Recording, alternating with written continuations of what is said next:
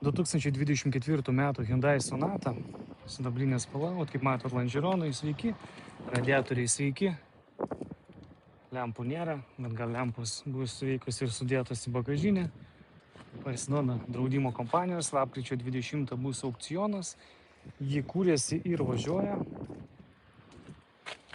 Juodas stogas, panorama nesudaužyta, juodas salonas, medžiaginės sėdynės. Tik tai 20 000 mylių turi.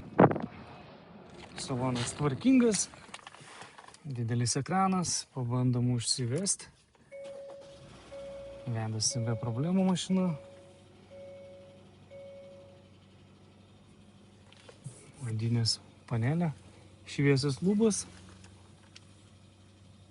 Geri metai, kažkiek yra nauji, tai 19 800 mylių. Einam pažiūrėsim toliau. Mušimas yra galas.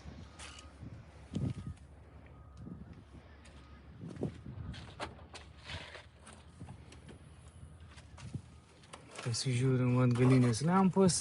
Priekinė lempa atrodo sveika. Antra lempa irgi sveika.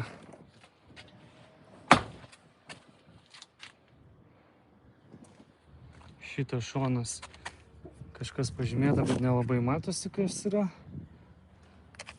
Čia irgi truputį pamraižyta. Čia gal eitų netgi populiaruoti.